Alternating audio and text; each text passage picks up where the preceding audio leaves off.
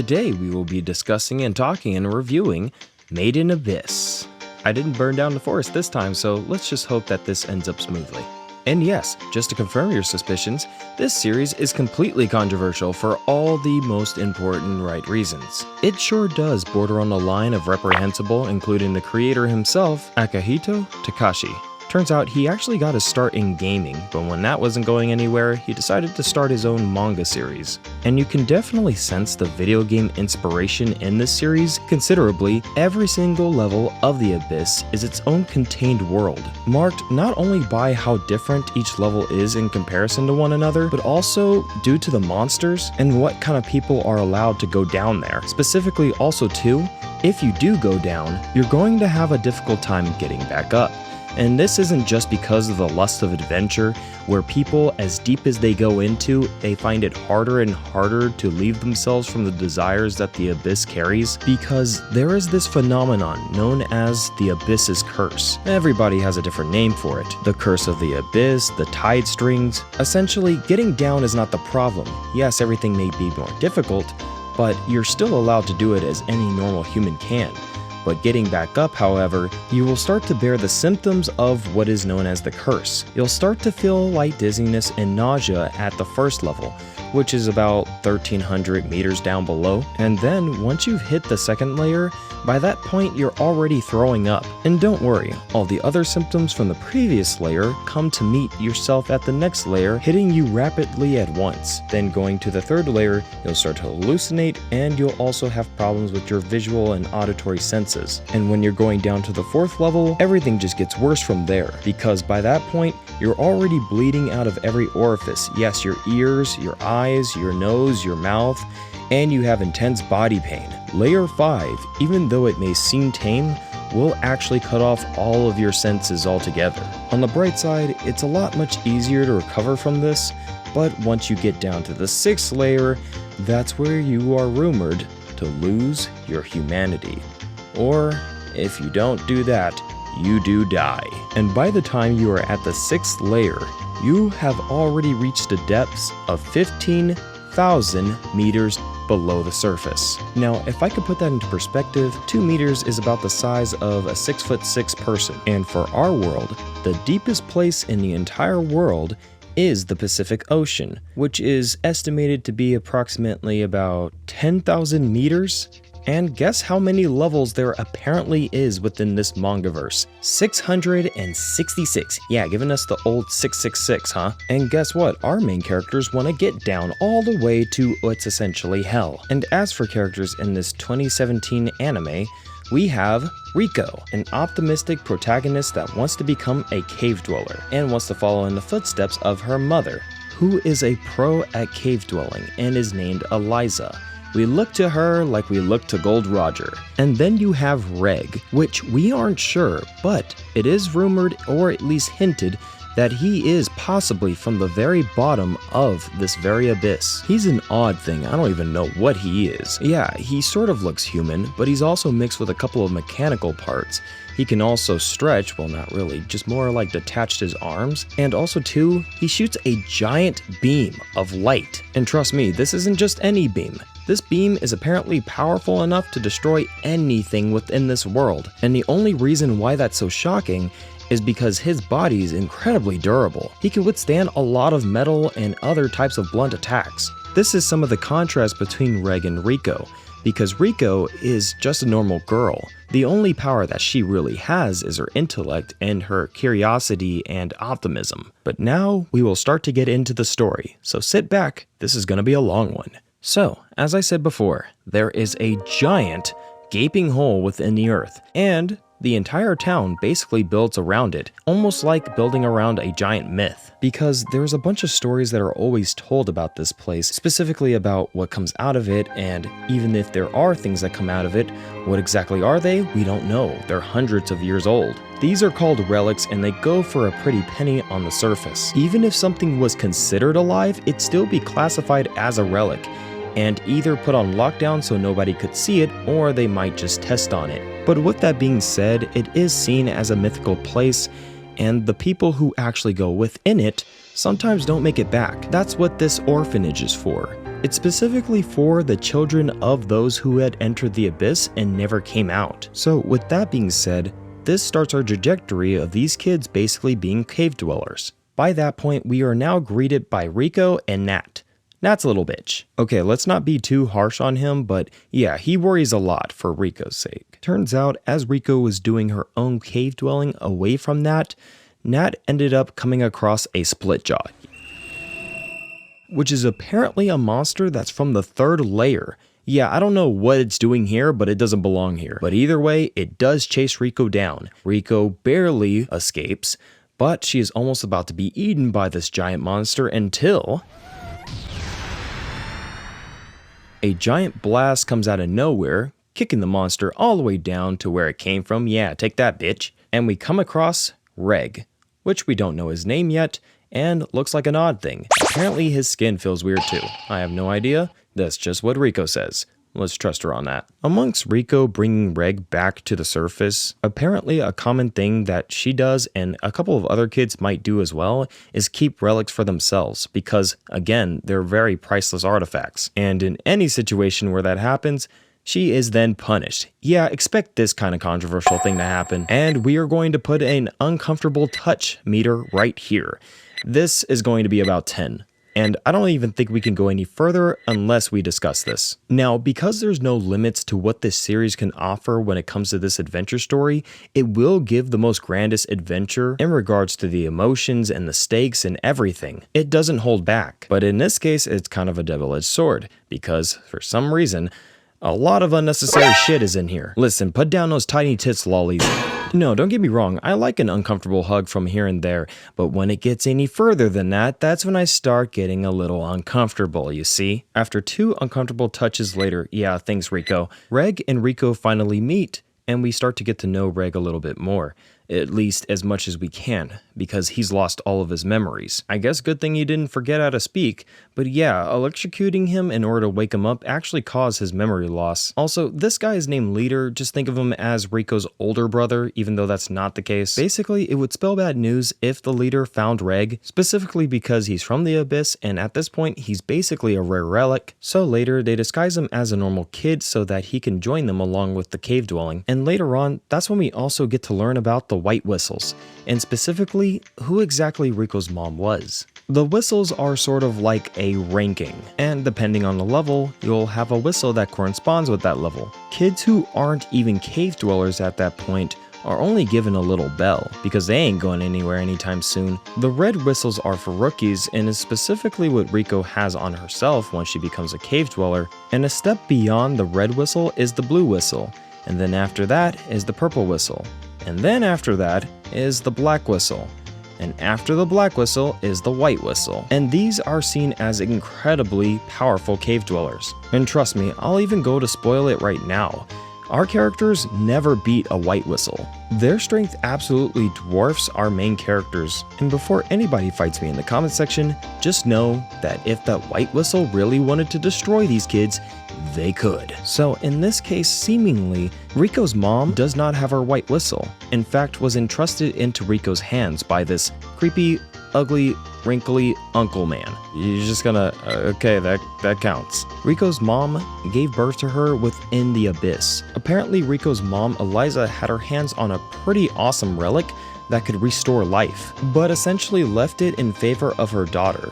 Because essentially by this point, a bunch of her squad members, including even her husband, were killed in the line of battle. Exhausted after giving birth, Ozen takes Eliza's words to heart, and promises to take her baby all the way to the surface, no matter how dead that she was.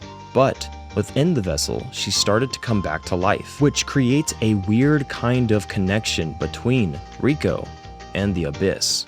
Surprisingly, also her bad eyesight is due to the very fact that she was being lifted from the Abyss, because apparently whatever was inside of that vessel was still impacted by the very layers. By that point, wanting to look deeper into where exactly all this information comes from, including her mother, they present Rico with all of Eliza's sketches, which reigned with a bunch of nostalgia for me a second time that I'm watching this, because there are monsters from the 6th layer that I see here.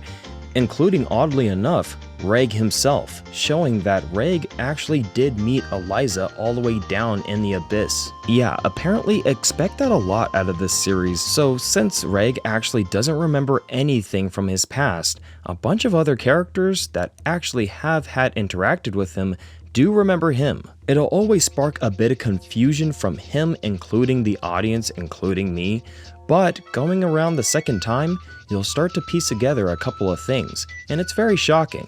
Trust me, when we get into it, we will get into it. From this point, Riko's already convinced that she does want to go all the way down to the abyss to find her mother, and Reg alongside her wants to go, not just only to help Riko, but also to figure out exactly what he is, and hopefully restore his memory along the way. Also, does this thing count as an uncomfortable touching? I mean, like, look at it. It looks like a vagina. Yeah, it's gonna count. I mean, like, look at the shape of the things on it. Ugh, like, okay, you get another one. Here's another thing for probable foreshadowing, which is called the birthday disease, and apparently it makes you see a bent neck leggedy in the mirror, and apparently it's rumored to only happen on one's birthday, and the only way in order to avoid it is basically by not looking in the mirror in the morning. Will this mean a lot? Not really, but I think it's important to mention it. Oh, there's another thing for the counter. Jesus, this just never stops. Yeah, Riko boogers, come on. Alright, another uncomfortable touching.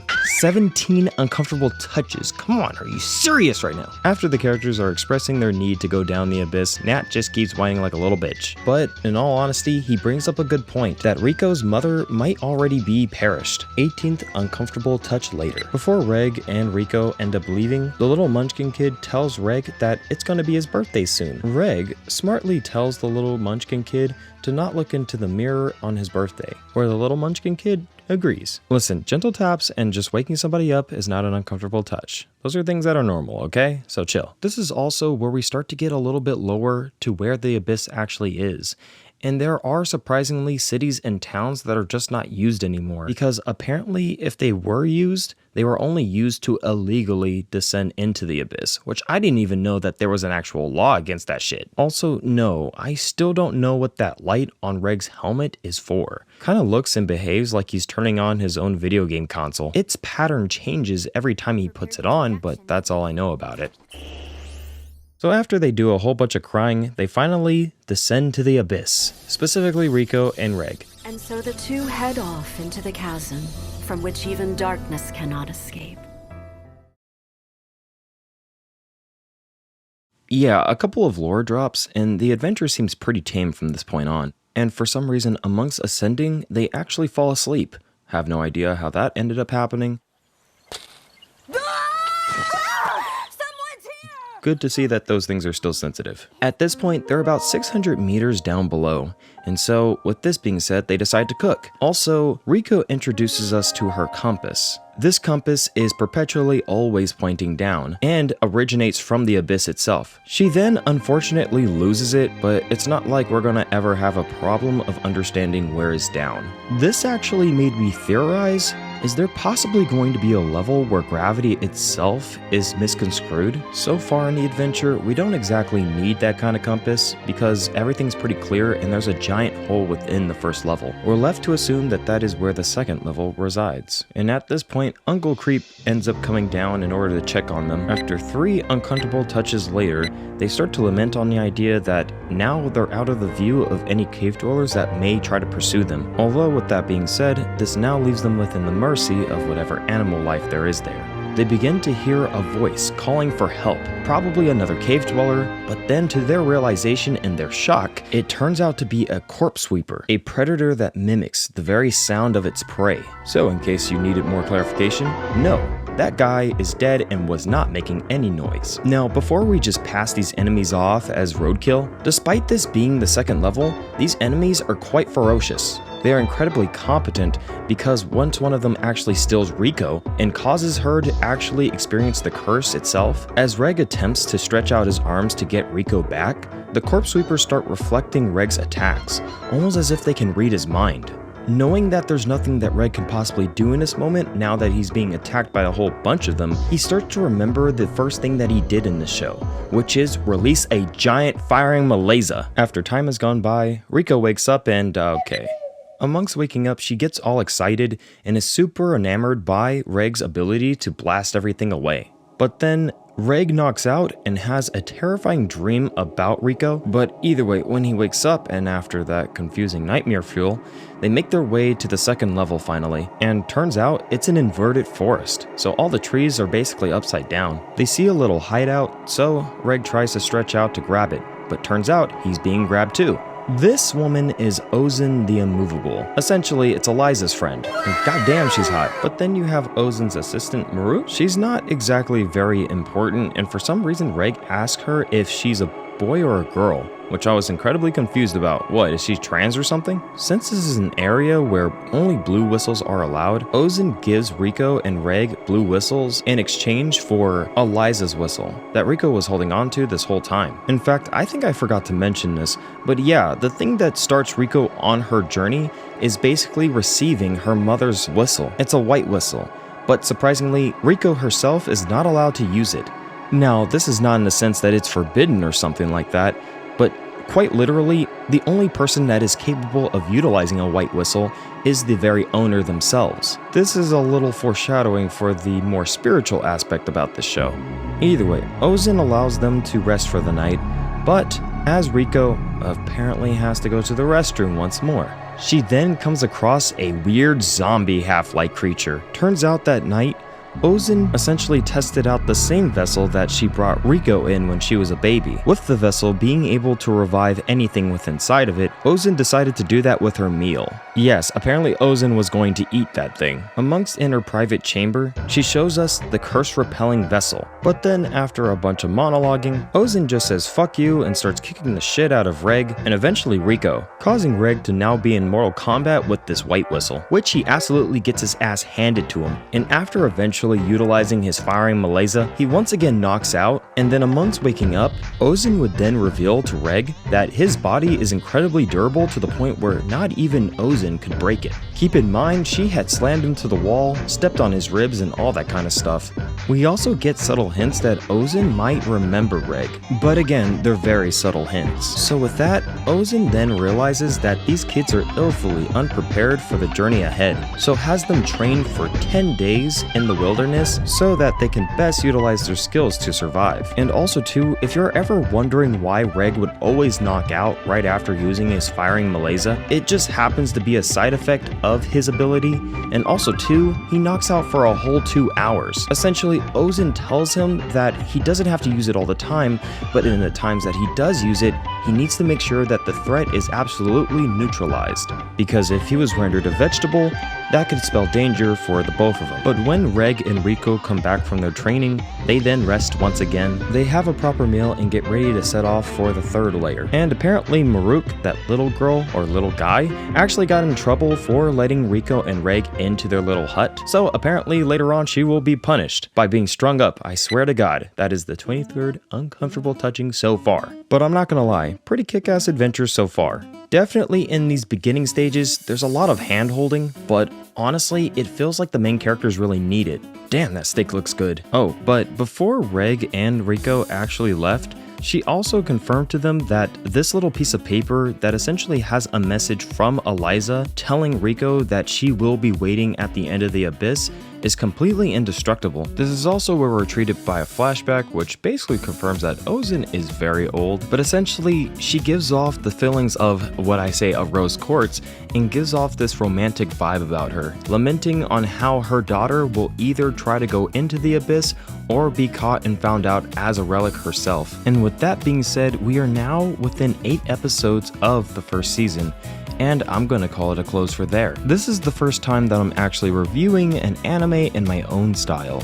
I like to go by it bit by bit, just so I can get the full experience in and have you guys witness what I witness. The first anime, or rather should I say manga series that I discussed on this channel was Beyond Fear and Zen. I would like to fine-tune my skills, so I'm going to be talking about this for a while, and stay tuned for tomorrow, because Amethyst is getting her video. I'm not even sure if I'm allowed to say that in this video, but whatever. And remember, you don't stop dreaming because you get old because you stop dreaming. So, dream on. Either ways, see you later, cave dwellers. Subscribe and comment, and definitely give me a like because I want to see if this series is connecting with you in any way.